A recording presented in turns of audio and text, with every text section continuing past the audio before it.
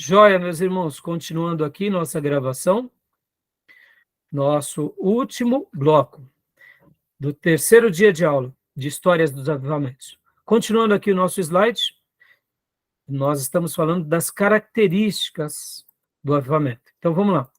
Continuando aqui, quem leu por último foi Júnior, né, Júnior? Então, Ele sim. isso, leia para nós, Maísa, por gentileza, então. Outra característica do verdadeiro avivamento espiritual. O verdadeiro avivamento espiritual se caracteriza por 2.8. Crescente impossível à adoração e fervor. Uma nova alegria, um novo cântico, uma nova adoração, um novo compromisso, um novo espírito, uma nova exultação, uma nova sensibilidade para mover do Espírito de Deus. Uma inusitada e crescente vontade de adorar, cantar, louvar, de conhecer Deus nas coisas do dia. Orar, submeter as coisas, os fatos e acontecimentos do cotidiano a Deus. Nas conversas, no compartilhar, na comunhão, no culto e fora dele, de uma igreja de oração para uma igreja de orações para uma igreja de oração. Uma nova exultação pelo reconhecimento dos feitos de Deus. Um novo fôlego de afeição e confiança em Deus, que leva à adoração, à ousadia espiritual, ao despender de tempo na presença de Deus, à fé bíblica, aos dons, à misericórdia, ao perdão, à superação de limitações pessoais, relacionais, à superação do impossível, do impensável, do imponderável, seja pela interveniência do milagre, seja pelo milagre da compreensão, discernimento, submissão e aceitação dos desígnios de Deus. Glória a Deus, meus irmãos. Ou seja, crentes fervorosos, adoradores profundos. Sabe, irmãos, como o Júnior há pouco tinha até falado, existem coisas que parecem ser meio utopia. Tem vezes que nós vamos vivendo o nosso cristianismo nos dias a dia, e a gente vai se decepcionando aqui, vai se decepcionando acolá. Eu costumo dizer muitas vezes na igreja que a gente vai se tornando meio cínico. Porque, irmãos, uma das coisas que mais nos ferem é o que é uma irmandade que nos trai, o que a gente trai o outro. E não é que nós devemos esperar perfeição, mas não deveria ser assim. Os cristãos deveriam ser muito mais criteriosos nessas questões de fervor, de zelo. E muitas vezes a gente vai se acostumando a essa vida religiosa e vai entrando na monotonia. E a adoração é um momento ali de canção. O fervor é algo... Eu sei o que é.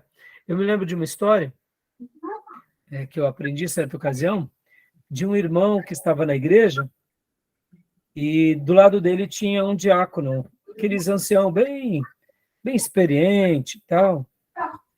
E, de repente, o irmão, né, estava ali, em pranto, busca. O pastor falava, era uma igreja pentecostal, então, quando o pastor falava, ele, glória a Deus. Aí eu vi o irmão dar o testemunho, ele, aleluias. O outro irmão lia um texto bíblico qualquer, ele, amém, eu tomo posse. E o diácono olhou para ele, viu que ele estava, né, naquele fervor, e disse assim para ele, você é novo convertido, né? Ele falou, eu sou. Hã? Desculpa, posso... Você é novo convertido, né, irmão? Ele falou, eu sou, irmão, eu sou. Ele falou, eu percebi seu entusiasmo, sua entrega. Aí o irmão, glória a Deus, eu estou tão feliz, Jesus me perdoou, ele me amou, ele me restaurou, amém, irmão. Aí o irmão diácono disse assim, fica tranquilo, viu, meu irmão? Logo passa, logo passa. Aí o novo convertido olhou, pensou e disse assim, é mesmo, meu irmão? Não tem problema, não tem problema. Aí o diácono, né, o diácono glacial, ficou preocupado, porque ele não esperava essa fala do novo convertido, porque ele falou, logo passa. Aí, então, ele perguntou, mas como assim, irmão? Logo passa, não tem problema? Falei, logo passa, você deveria se preocupar. E você disse, não tem problema? Aí o novo convertido olhou e disse assim, não tem problema, porque eu me converto de novo. Eu me converto de novo. Então, ou seja, se eu perder esse vigor, não tem problema. Eu vou aceitar Jesus de novo. Uma coisa eu sei, eu não vou ficar assim. Eu não vou fazer da vida cristã uma vida, eu diria, cínica. Irmãos, eu sei que as dificuldades, as decepções, inclusive com Deus, virão. Só quero dar um dado aqui para vocês. Vocês acham que foi fácil para Davi ver o seu filho matar o outro filho por causa de ter visto um filho violentar a sua própria filha? Ou seja, 3 filhos de Davi passando por um momento de terror. Um irmão violentando a irmã. E logo na sequência, o outro irmão matando o irmão. Como que vocês imaginam a vida de Davi? Partindo do pressuposto que ele não era perfeito, tinha sim a sua fraqueza com relação à sua família, mas vocês acham que isso não foi um momento antagônico na vida de Davi? E depois, como se não bastasse, Davi tem muita dificuldade de perdoar, perdoa, traz Absalão, e 4 anos depois, Absalão causa a insurreição, destrona o pai, violenta as concubinas, humilha o pai. Tudo bem que o profeta tinha dito que algo aconteceria por causa do pecado dele. No entanto, você acha que Davi, no mais profundo do seu coração, não teve momentos de profunda inquietação? Eu não imagino que Davi ali estava confortável. Ou seja, se nós pegarmos a história da Bíblia, vamos ver em vários irmãos nossos momentos de decepção, momentos de angústia, momentos de crise, mas em meio a tudo isso vão ter curas, vão ter restauração, eles não vão se permitir ir para o cinismo, eles não vão se permitir, mesmo que num primeiro momento eles sejam como Jó, que questione até Deus, quando vem Deus e realmente o desconstrói, eles voltam a essa adoração e esse fervor. Então, eu estou falando tudo isso porque se alguma coisa tenta nos destruir como ministros, e aqui eu vou até dar uma fala mais diretiva a vocês, cuidado com o profissionalismo da fé. Porque nós, como obreiros, nós, como pregadores e principalmente pastores, missionários e líderes, nós nos acostumamos com a performance da função e não vivemos mais a essência da função. E aqui é um perigo violento. Eu digo isso, irmãos, assim, talvez essa tenha sido uma das minhas maiores experiências desses últimos anos, porque, como vocês sabem, hoje nós somos uma igreja batista independente. Eu poderia ainda ter continuado na convenção, simplesmente para ter mais alunos. E eu procurei ser honesto comigo nessa questão. Eu procurei ser honesto comigo, inclusive, com relação até às minhas projeções ministeriais.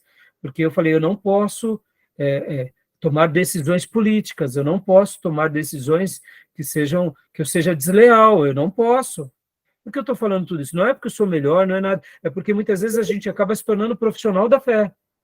Não estou falando que quem age se unindo a uma convenção é um profissional da fé, pelo contrário, eu tenho orado com a nossa igreja local, inclusive para a gente estar de volta numa convenção, porque eu sinto falta disso.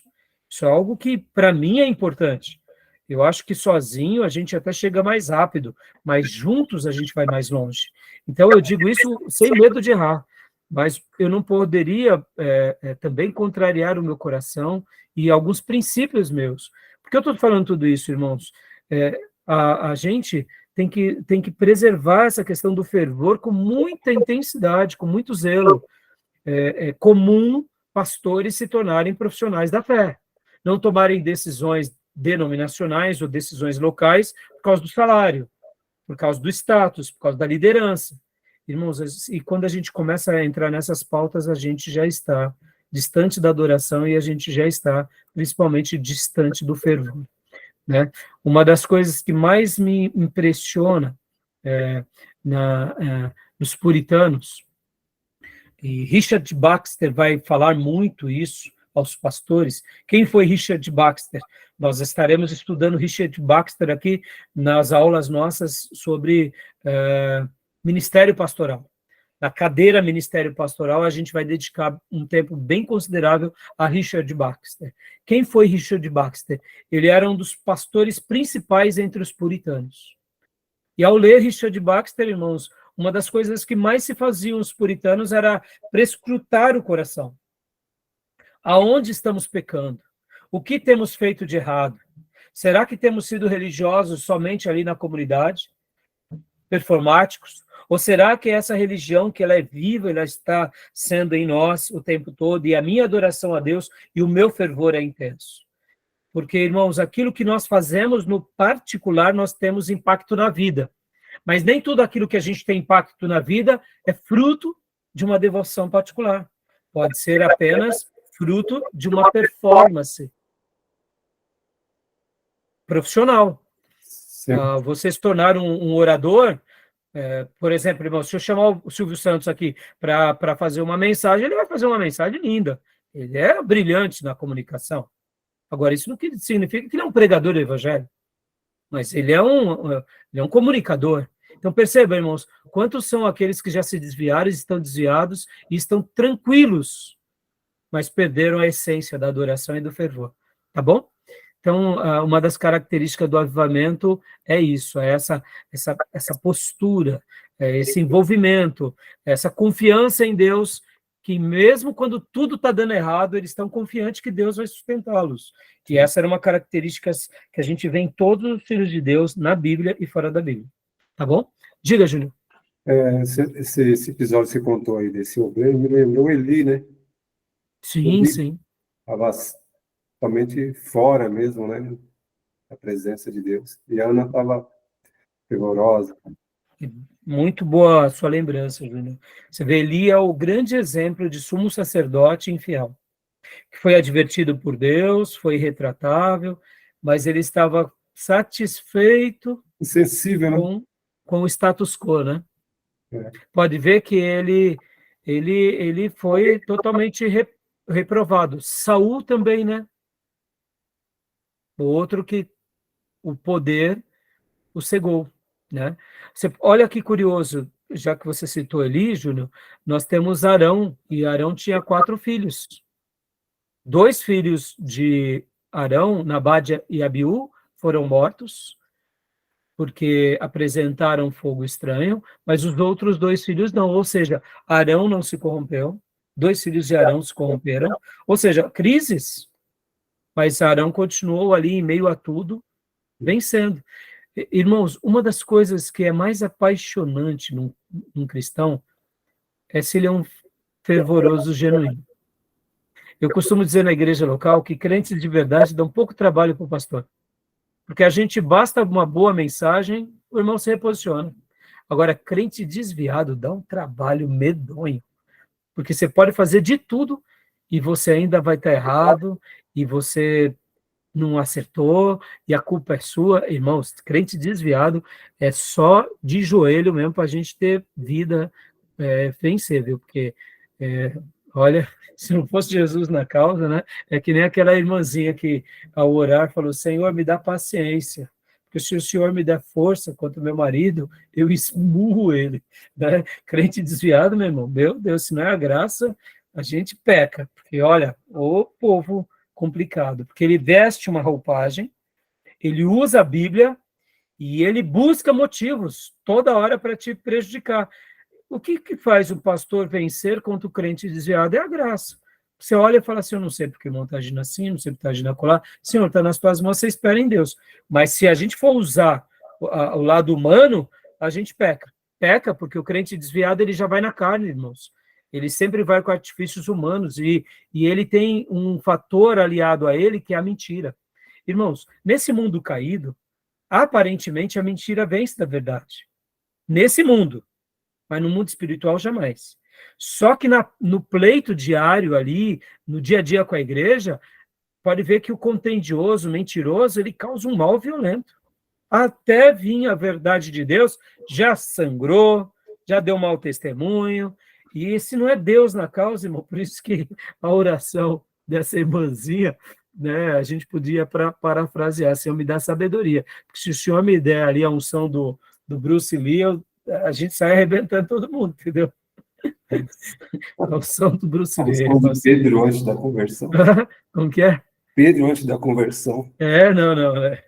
Ai, meu Deus. Brincadeiras à parte, tá bom, meus irmãos? Vamos lá, vamos acabar o slide aqui. Vamos lá. Bom. Leia para nós agora, Maísa, né?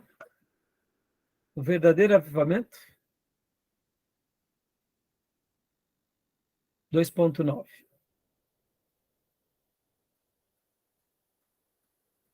Maísa? Está carregando aqui, agora foi. Tá. O verdadeiro avivamento espiritual se caracteriza por 2.9, forte ênfase na definição, ampliação e focalização da dimensão de missão. Rápido amadurecimento da identidade da igreja e do crente, individualmente, quanto ao seu papel no meio em que está. O amor acha seu próximo, acha meios, acha caminhos. Reavivamento de seu fervor e compromisso em relação a missões, sejam transculturais, sejam urbanas. Crescente compreensão do caráter da encarnação como símbolo do amor sacrificial que vai buscar o perdido onde ele está, para trazê-lo para o Pai. Esses dias atrás eu ouvi de um pastor, se não me falha a memória, uma citação também do pastor Dr. Russell Shedd.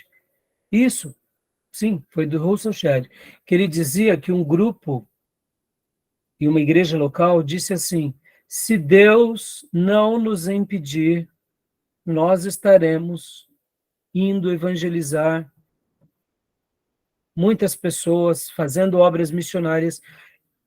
Esse grupo teve um despertar tão grande pela evangelização que eles faziam uma leitura, não quem é que vai para os campos, mas era o oposto, era quem é que não vai, porque é consenso que Deus nos quer nos campos e só não irá para os campos quem Deus não quiser.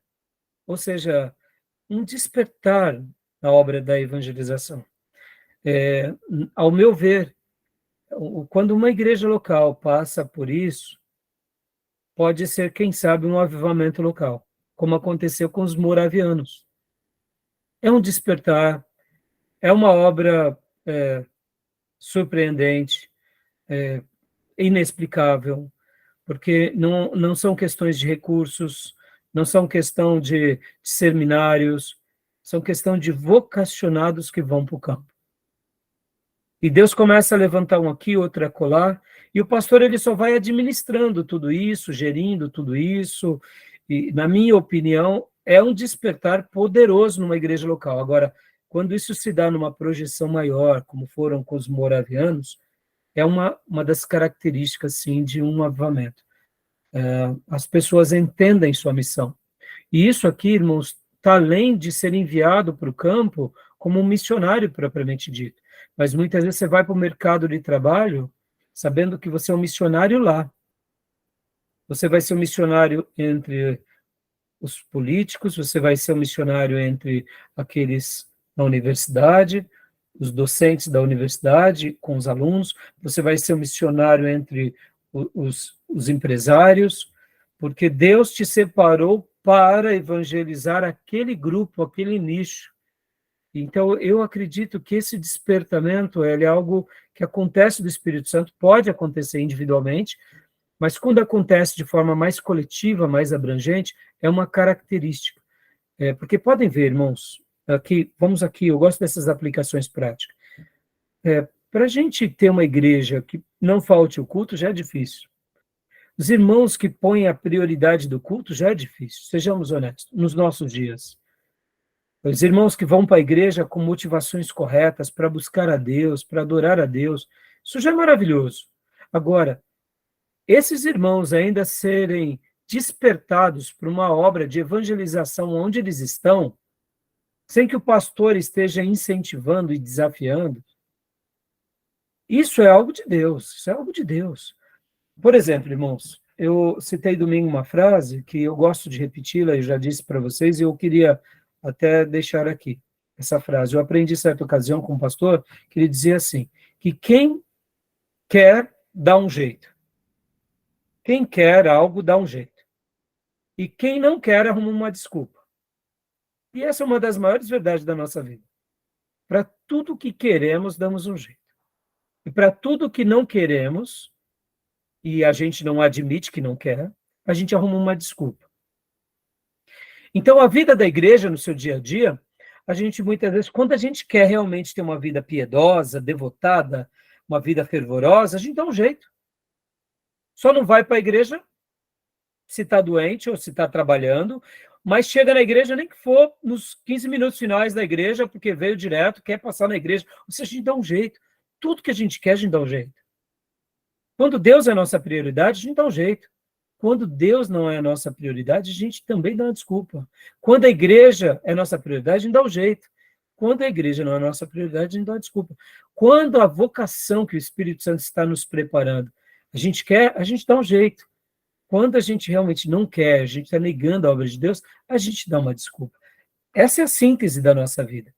Então, hoje, a gente tem uma igreja militante, atuante, já é difícil. Esse contexto de diversidades, de opiniões antagônicas, de igrejas e de irmãos, né, que vivem os seus ideais. Agora, se você tem uma igreja onde os irmãos eles entendem o propósito de Deus para suas vidas e eles saem para fazer o que Deus tem para eles de forma muito altruísta, seja na gestão pública, seja no mundo empresarial, no mundo do esporte, aonde quer que eles estejam, isso é maravilhoso. E ver que esses irmãos estão alinhados à sua igreja local, alinhados ao projeto, não se perdem na caminhada, é uma obra do Espírito Santo. Por isso que esses slides, eles têm uma dimensão muito clara e podem ver que toda vez que a igreja, ou ela está vivendo uma espiritualidade abundante, ela entende a sua missão, o seu papel. Ela é madura nessa questão, pessoal, coletiva, ela apoia, ela está inserida, ela faz obra de evangelização, ela, quando não faz, ela tem compreensão, o sacrifício é algo normal, não é algo punitivo, não é algo sacrificial no sentido assim, meu Deus, o pastor está me pedindo para a gente jejuar a semana toda, ai meu Deus, não, o jejum é algo que faz parte, ou seja, é muito interessante esse ponto, tá bom? Eu acredito que, irmãos, é possível a gente, como pessoa, como igreja, como família, viver isso, mas no momento do avivamento isso tudo é muito notado, é muito comum. Podem ver que na igreja primitiva era assim. Tá bom, meus irmãos? Joia, algum comentário, alguma observação? E o último slide, então, meus irmãos, aqui. Leia para nós, Gil, por gentileza.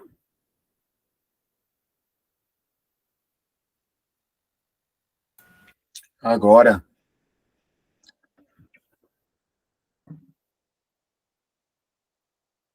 o verdadeiro avivamento espiritual se caracteriza por 2.10 manifestação do fruto do Espírito com ardente fervor, num misto paradoxal de ardor e humildade. Rápida descentralização dos servos de Deus, desaparecimento da necessidade de aprovação para o exercício da piedade, da busca de aprovação institucional para o uso de dons e exercício de ministérios. manifestação anônima, humilde e construtiva de amor, alegria, paz, longanimidade, benignidade, bondade, fidelidade, mansidão, domínio próprio. Crescente capacidade de aceitar a aprovação, a dor, o sofrimento, com humildade e resignação, como quem confia e não cai no fio de cabelo da cabeça sem que Deus consinta. E mais, a capacidade de exultar nas tribulações, sabendo que ela produz perseverança, onde há o Espírito de Deus. E a perseverança, experiência. E a experiência, esperança. Glória a Deus, meus irmãos. Olha só que interessante, né? Essas palavras, principalmente aqui, essas duas primeiras, manifestação do fruto do Espírito com ardente fervor, num misto paradoxal de ardor e humildade. Por que ele fala esse misto paradoxal de ardor? Porque, vamos imaginar, eu sou um pastor, eu sou um professor, eu serei competente, eu serei proficiente, eu me esmerilharei, eu me esmerilharei diante dos meus dons. No entanto, eu sei colocar todo esse meu dom, toda essa minha competência, com humildade, sabendo que foi o Espírito Santo, não foi eu. Eu me dediquei, eu fiz o meu papel, mas ele me deu um dom e é para a glória dele. Ou seja, há uma rápida descentralização dos servos de Deus, o desaparecimento da necessidade de aprovação para o exercício da piedade. Ou seja, eu não preciso da aprovação. Os irmãos me aprovaram ou não, beleza, não tem problema. Eu sei em quem eu tenho crido e eu vou continuar fazendo aquilo que Deus deseja. Ou seja, da busca da aprovação institucional para o uso dos dons do exercício do ministério. E aqui me faz lembrar de Bunyan. Por que Bunyan? Porque Bunyan, olha só que interessante, irmãos, John Bunyan, ele foi alguém muito interessante sobre essa questão. Bunyan era um ferreiro, era um latoeiro, ele não tinha formação acadêmica, mas o Espírito Santo de Deus deu um chamado para ele e ele foi pregar. Foi preso primeira vez, ficou preso. O delegado disse: se você não parar de pregar, você ficará aqui muito tempo. Voltou a pregar, ficou preso durante muito tempo. A esposa dele foi embora, não aguentou, porque já era uma pessoa simples, um ferreiro. Uma profissão simples, e ainda preso, como vai ser o provedor da família? Esse camarada é louco. Mas ele não parou, e mesmo lá preso durante muitos anos, ele continuou a escrever. Alguns vão dizer que ele escrevia nas folhas de pão, com borras das velas, e aí onde surge a primeira obra dele, que é o Peregrino. Quando ele recebe ali a libertação, ele continua intimado, dizendo: você não pode pregar. Ele não deu ouvido, mas não tinha o que fizesse. Ele continuou pregando, e as multidões foram vindo ouvir Bunyan, e Bunyan continuou pregando e ensinando com aquela maestria que ele tinha de usar ali a analogia, as símiles, as metáforas. Vinham eruditos, vinham pastores renomados. Ele era um dos pastores mais ouvidos nos seus dias. O que é isso?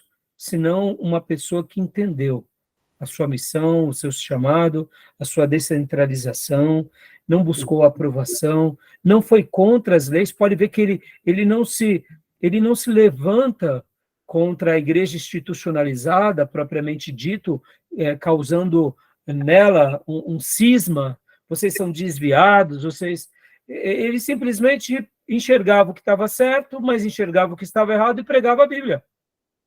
E eu não sei se você sabe, né? Nós temos como clássico o livro Peregrino, que é uma obra, quando ele escreve O Peregrino e depois ele escreve A Peregrina, mas Bunyan escreveu mais de 40 livros. E ele foi uma autoridade nos seus dias, porque as pessoas viam nele uma pessoa vocacionada, fervorosa, piedosa, que ganhou muitas almas para Deus com esse seu gesto. Então, meus irmãos, eu gastei mais tempo do que eu imaginava, né? Faltam 10 minutos para a gente terminar a aula. Eu queria ter feito todos esses slides aqui até mais rápido, né? Porque eu tinha reservado hoje para a nossa aula exatamente 3 slides, fiquei no primeiro. Eu vou correr agora no segundo. Então, alguma dúvida até aí? Gostaram desse material até o momento? Tudo bem? Tranquilo. Então, eu acho que ele é autoexplicativo, mas eu fiz questão de gastar esse tempo porque eu acredito que pode ser muito marcante para a vida dos irmãos e para o ministério dos irmãos, cada um desse momento. Assim como foi para a minha vida, tá bom? Vamos lá para o segundo slide. Segundo slide. Deixa eu ver aqui. O Espírito Santo no Antigo Testamento. Deixa eu compartilhar aqui para vocês.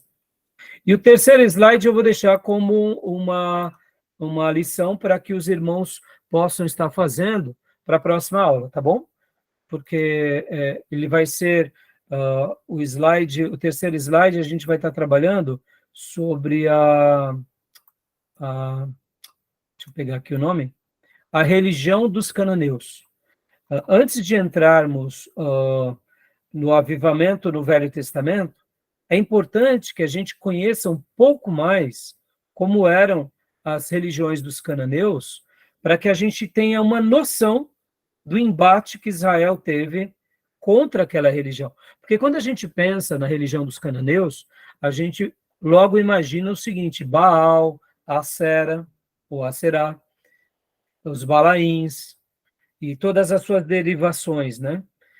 Mas, na realidade, segundo algumas descobertas arqueológicas, vocês vão ver aqui no slide número 3, a religião dos cananeus era uma religião muito bem estruturada, que tinha uma prática muito grande no dia a dia das pessoas que viviam ali em Canaã, junto com a agricultura e junto também ali com o clima. Então, havia todo um envolvimento cultural, agrônomo, da fertilidade da terra, que tinha todo o envolvimento que já era parte da cultura, e foi nesse cenário que Moisés faz a libertação do povo do Egito e vai para Canaã, e Josué conquista Canaã, e agora essa geração de Josué está ali dentro, e eles têm que conviver com todos esses ídolos e com todas essas tradições de séculos, porque a religião dos cananeus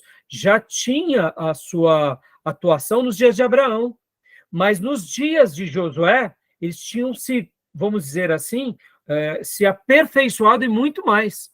E essas descobertas arqueológicas mostram que aquele tecido dos cananeus eram muito sedimentados nesse sentido. Por essa razão, houve muitos embates. Então, quando Israel eles vão para a conquista da terra, e aquelas outras nações ainda continuam ali adorando outros deuses, Israel estava num contexto de muita guerra espiritual. Por essa razão, o Velho Testamento vai mostrar várias vezes o povo de Deus também se enveredando para o Deus da terra, que era o Deus dos cananeus, que é Baal e Aserá. Então, há uma batalha no mundo espiritual, e aí os avivamentos eles vão ser determinantes para a configuração do povo de Deus, para a retomada do povo de Deus e para a destruição também, inclusive, desse pano de fundo religioso anti-Deus, pelo qual Deus não queria, pelo qual Deus não aprovava. Então, no terceiro slide, vocês vão ver isso, ou melhor, no quarto slide, se não me falha a memória. Isso, no quarto slide, que esse eu já estou dizendo que é a religião dos cananeus do professor pastor Maurício Abreu de Carvalho. Eu quero que vocês leiam ele todinho, e na primeira parte da abertura da semana que vem a gente vai fazer um debate sobre eles, tá bom? Para a gente dar continuação aqui nos nossos estudos, tá bom? Maravilha? Sim. Tudo bem? Fenício, né? Como? Eu seria os fenícios, não é o fenício segue a origem dos cananeus. Sim, sim. Tem, você vai ver que tem uma correlação, Júnior. Estão todos ali misturados, né? Tá bom? Então, vamos lá. Compartilhar aqui com vocês agora. Opa. Aqui. Deixa eu ver. Só um segundo. Isso. Aqui. Vamos lá.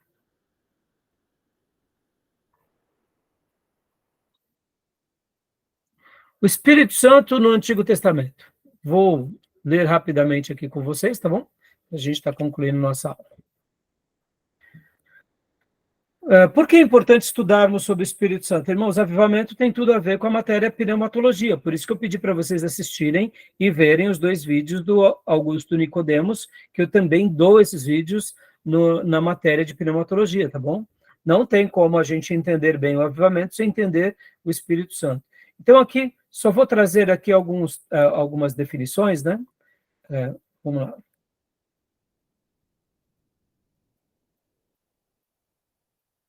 Definição. Ruach, que é o termo no hebraico. Geralmente o H no hebraico, ele tem um som mais gutural, esse ah. Geralmente no hebraico, a letra R é sempre mais gutural, né? Então, uma leitura mais simples no português seria ruach. O H nosso, a gente tem um som praticamente neutro, né? Mas no hebraico ele tem um som de R, então é ruach, com um som gutural, que sai assim bem no centro da boca, né? Essa palavra é espírito, é soprar, é vento, é ar, é movimento, ou como diz lá em Jó 27:3, é sopro de Deus no nariz.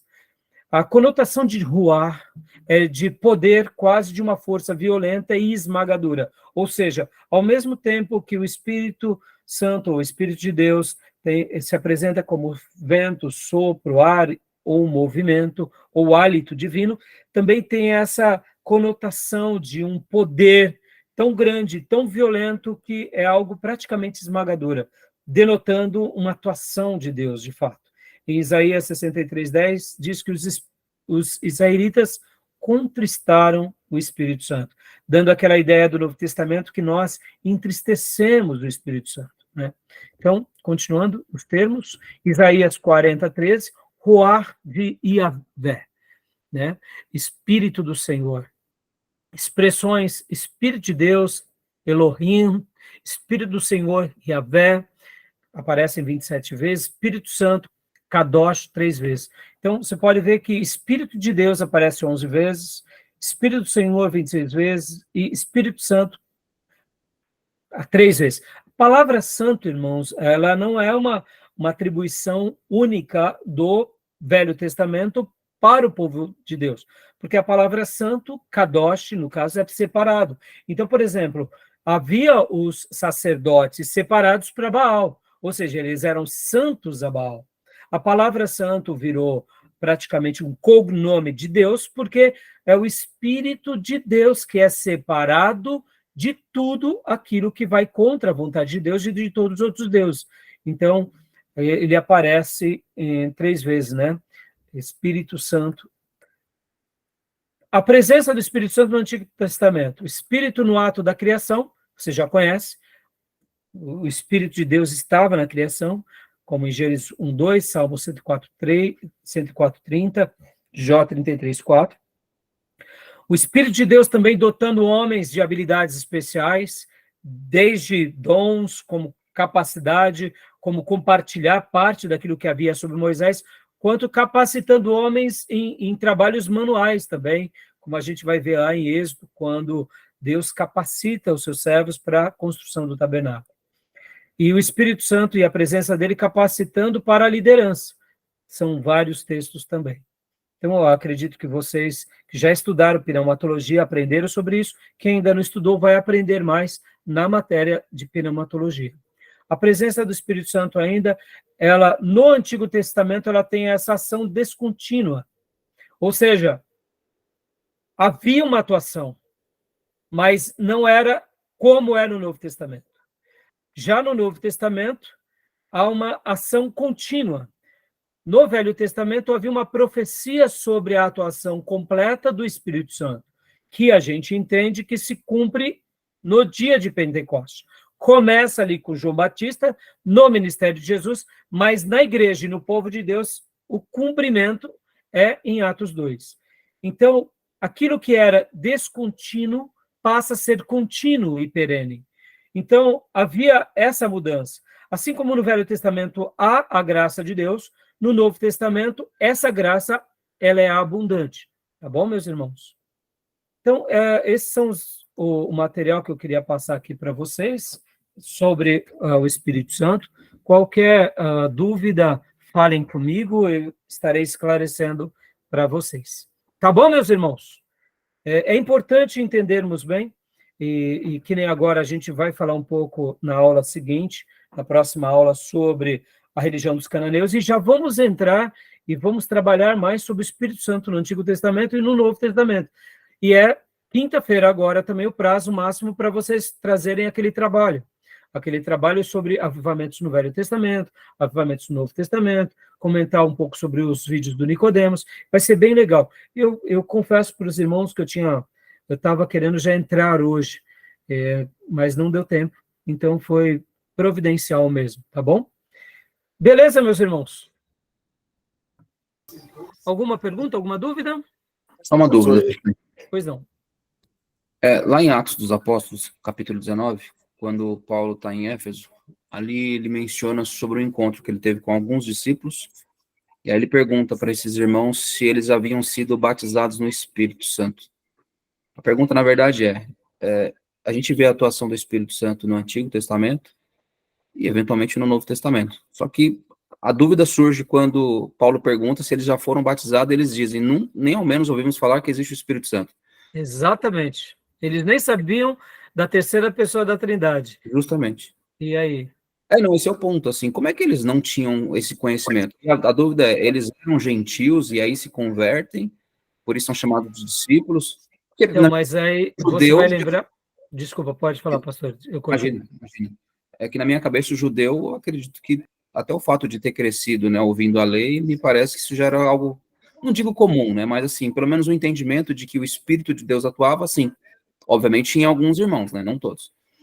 Então, pastor, exatamente, pastor, a ideia do Espírito de Deus e da pessoa de Deus sempre foi uma ideia do Deus único, soberano sobre a terra.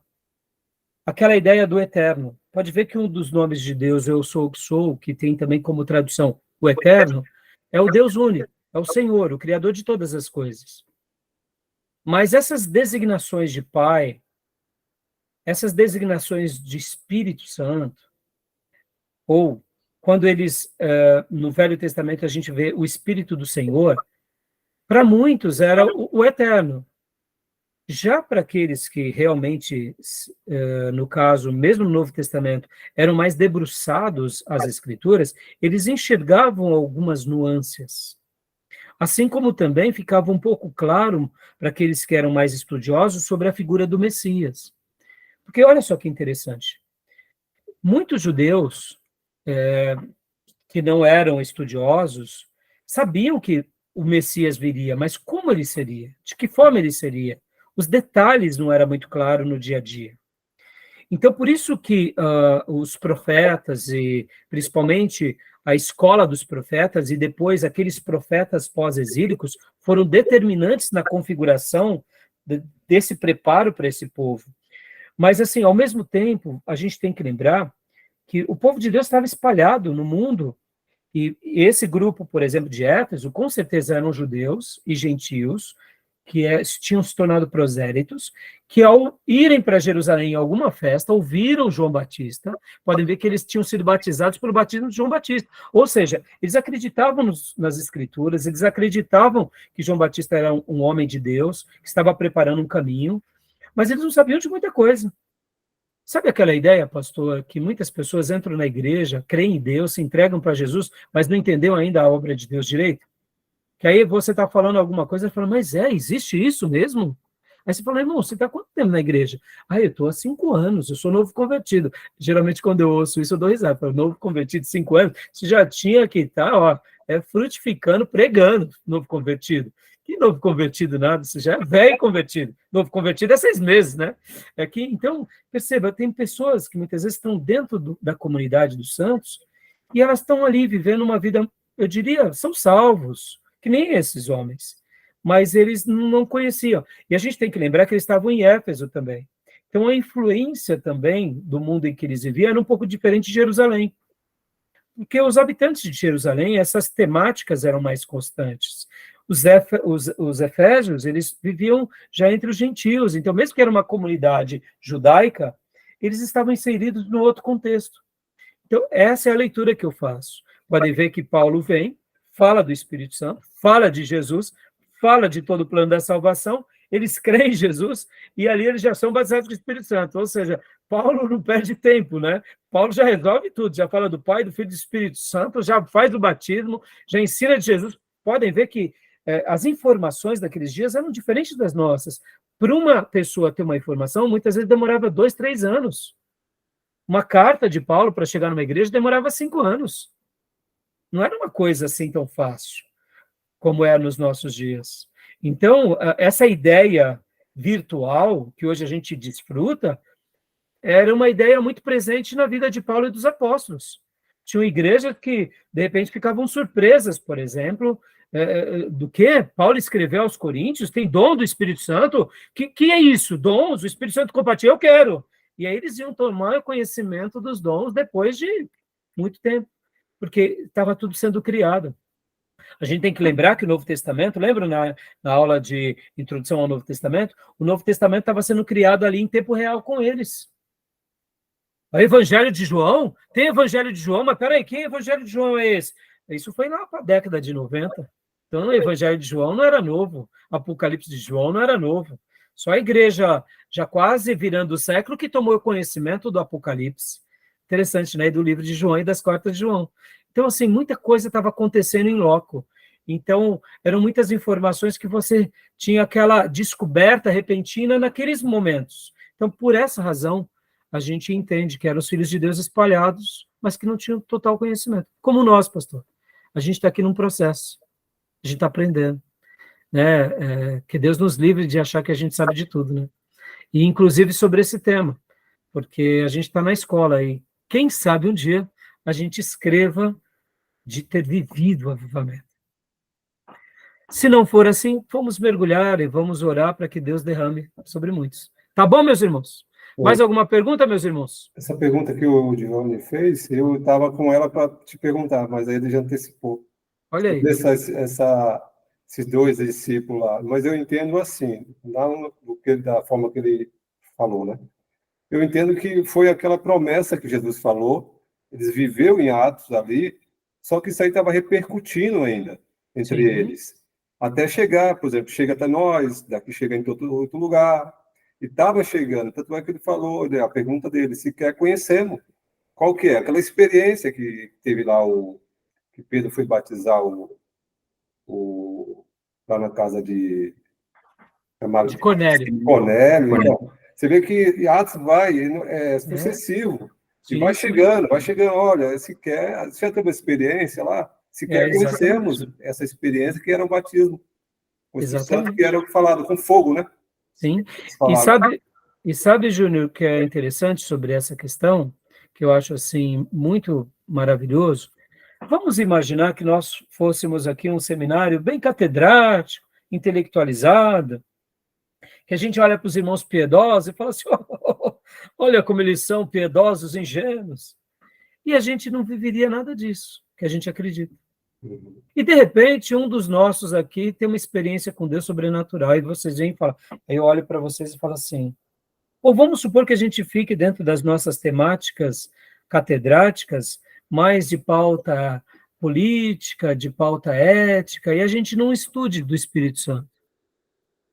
Possivelmente a gente teria uma vida cristã sem nunca ter tido uma experiência com o Espírito Santo. É bem possível. É bem possível que muitas igrejas, ao longo dos séculos, pela sua institucionalização, os pastores não entram em tais temas. E, de fato, aqueles temas não são relevantes. Só para vocês terem uma ideia, quando eu dou teologia do Antigo Testamento, a gente estuda um livro muito interessante. A igreja do século XVII, século XVIII e século XIX quase não via beleza no Velho Testamento. E não estudava o Velho Testamento. Por quê? Porque aquilo era somente textos desconexos do Novo que só tinham uma aplicação ética e moral. A nossa igreja contemporânea vê o Velho Testamento como um texto para nós hoje. Por exemplo, eu estou pregando há quase um ano só o Velho Testamento. Toda a mensagem minha eu faço uma aplicação no nosso dia hoje. Preguei Esther domingo passado. Ou seja, um acontecimento do Império Medo-Persa. Mas durante a igreja do século XVII, ou seja, a igreja de George Whitefield, a igreja de John Wesley, a igreja de Spurgeon, tirando eles que eram ingleses, muitos outros ali da Europa, alemães, eles olhavam o Velho Testamento como algo antiquado, que não tinha sentido. Por que os ingleses ainda eles se preservaram disso? Porque eles tinham aquilo que a gente chama dos pietistas, a gente vai aprender nas próximas aulas. Eles ainda continuaram crendo nas Escrituras.